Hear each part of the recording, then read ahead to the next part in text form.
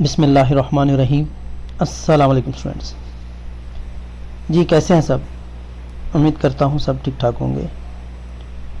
Math 603 की assignment 1 LMS पे upload कर दी गई है।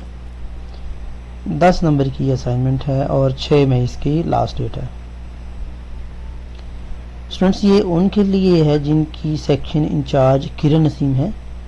बाकी स्टूडेंट्स अपनी रेलिवेंट सेक्शन इंचार्ज की असाइनमेंट को अटेम्प्ट करें। स्टार्ट करने से पहले आपसे रिक्वेस्ट है कि चैनल सब्सक्राइब कर लें और बेल आइकन प्रेस कर लें ताकि बर वक्त आपको असाइनमेंट क्विज़ेस GDB मिल सकें। और सेकेंडली सेकेंड वीक ऑफ मई में इंशाल्लाह 5 स्टूडेंट्स को स्कॉलरशिप अवार्ड करने वालों, तो उस सिलसिले में भी आपकी पार्टिसिपेशन का मैं इंतज़ार करूँगा। उसके लिए मैं जल्दी इंशाल्लाह वीडियो बना दूंगा 1-2 दिन में, ताकि आपको प्रोसीजर पता चल जाए कि कैसे उसमें पार्टिसिपेट करना है। इसके 2 फेज़ ऑलरेडी मैं अनाउंस कर चुका हूँ। 3rd फेज़ इंशाल्लाह मई में मैं करूँगा, 15 मई या 16 मई में। चलें जी स्टार्ट करते हैं। Find the root of the given equation.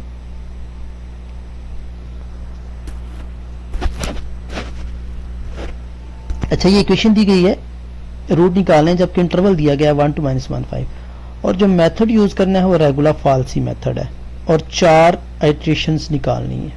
ठीक है, तो चलें सोल्यूशन की तरफ आते हैं। सोल्यूशन करने से पहले आपको सबसे पहले फार्मूला आना चाहिए। रेगुलर फॉल्सी मेथड के 3 फार्मूले हैं, 3 तरीकों से कर सकते हैं, लेकिन जो बुक में हमारी दिया गया वो यही है। xn + 1 = xn - xn - xn - 1 fxn, यानी जो चीज ऊपर आएगी ना वही नीचे f के साथ आ जाएगी, और यहाँ पर जो xn है वो fx के साथ n आ जाएगा।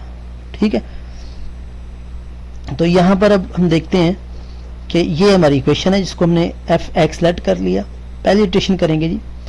इटरेशन करने से पहले जो आपके इंटरवल्स है ना उन पे हम चेक करते हैं fx की वैल्यू। 1 पे किया तो माइनस में आया, 1.5 पे किया तो प्लस आया। अगर तो ये अपोजिट आ जाए इसका मतलब है सोल्यूशन इनके अंदर ही होगा। ठीक है,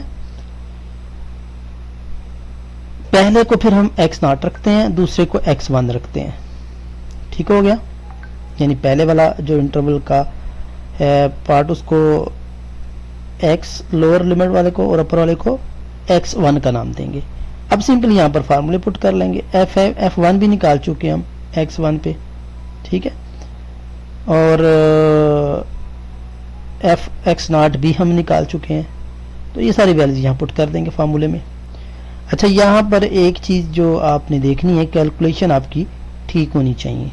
ठीक है, x1 तो हमारा 1.5 आ गया, fx1 जो हमने निकाला था 3.7 समथिंग, और ये 1.5 -1 3 पॉइंट समथिंग, और ये प्लस हो जाएगा। एक दफ़ा इसकी कैलकुलेशन हम करके देख लेते हैं ताकि आपको वेरीफाई हो जाए कि ये कैलकुलेशन ठीक है।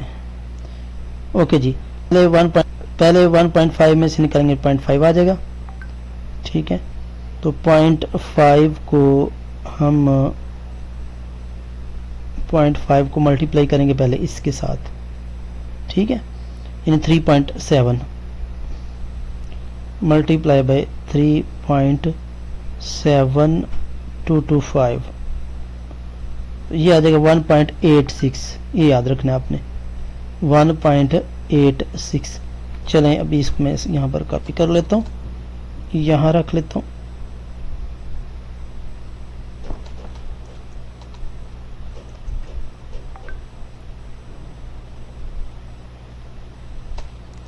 यहाँ रख लिया मैंने। ओके, यानी इनका आंसर आ गया। अब इन दोनों को ऐड करेंगे, किसको 3.7225 में ऐड करेंगे, क्योंकि प्लस हो जाएगा ना, माइनस माइनस 0.2817, ये आएगा 4.0 समथिंग। अब ये जो आया था इसको इस पे डिवाइड करेंगे। ठीक है, 4.0042 याद रखिएगा। तो ये वाली चीज़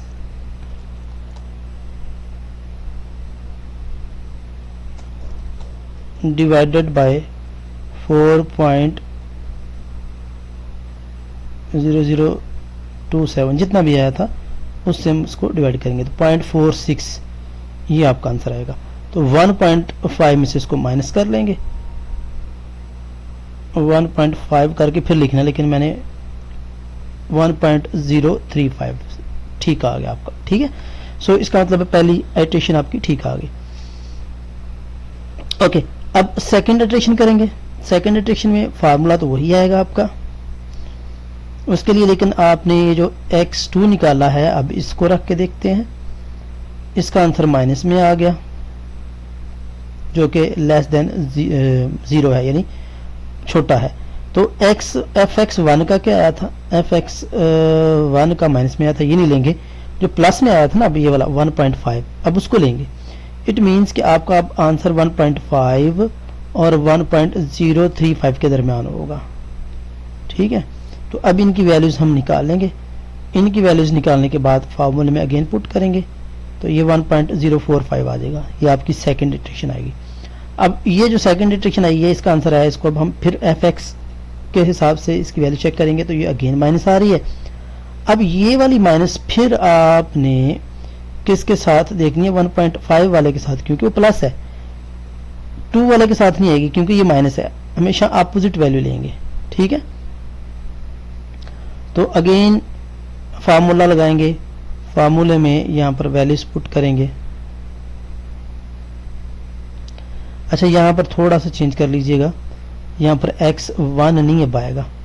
अब फार्मूले में सब मैंने x1 ही लगा दिया, अब यहां पर x2 आ जाएगा। यहां पर भी x2, यहां पर भी x2, यहां पर 1, यहां पर 1। ये थोड़ा इसको ठीक कर लीजिएगा। ठीक है, अब ये 4 है तो यहां पर ये 3 आ जाएगा, ये 3 आ जाएगा, 3 2 3 2। ओके, इसको आपने ठीक कर लेना है। इसी तरह हम फोर्थ इटरेशन निकालेंगे तो ये x4 ये आपका क्या आ जाएगा, x3, ये भी x4, ये भी x4, ये x3। इसको आप करेक्ट कर लीजिएगा। ओके, सेकंड क्वेश्चन देखते हैं। न्यूटन राफसन मेथड यूज करना है, तो न्यूटन राफसन मेथड का फार्मूला आपको पहले पता होना चाहिए। न्यूटन राफसन मेथड का फार्मूला जो है वो पहले हम चेक करते हैं कि फार्मूला क्या है। फार्मूला बेसिकली ये होता है xn is equal to xn minus 1 fxn minus 1 fxn minus 1 derivative के साथ। ये डेरिवेटिव है बेसिकली। ठीक है, ये बार है, ये जो है ना ये